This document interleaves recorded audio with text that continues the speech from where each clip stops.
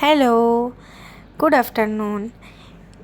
এইটা দেখে কি কেউ বুঝতে পারছে রেসিপিটা কি? লেখাই ছিল সাদা ভাত সাথে কুমড়ো ইলিশ।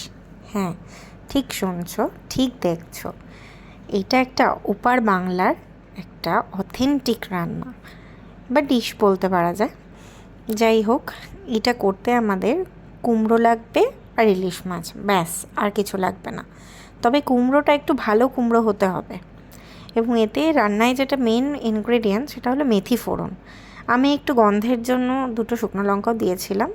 তো কুমড়োটাকে ভালো করে ভেজে নিয়ে তারপর ইলিশ মাছগুলোকে কাঁচা অবস্থাতেই এটা ঝোলের মধ্যে ছেড়ে দিলেই রান্না রেডি।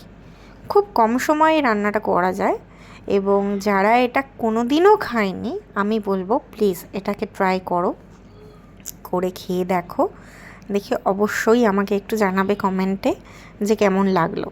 এটা অনেকের ভালো লেগেছে, আমার মা বাবার যেমন ভালো লাগেনি, কিন্তু এটা ভীষণ প্রিয়, আমাদের এটা ভীষণ প্রিয়, আমরা এটা ভীষণ ভালো খাই।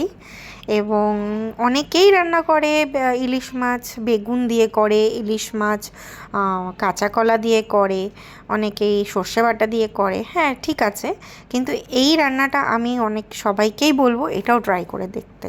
আমার মনে হয় ভালো লাগবে। এতে তেলও বেশি লাগে না, ইলিশ মাছের তেল থেকে তেল ছেড়েছে।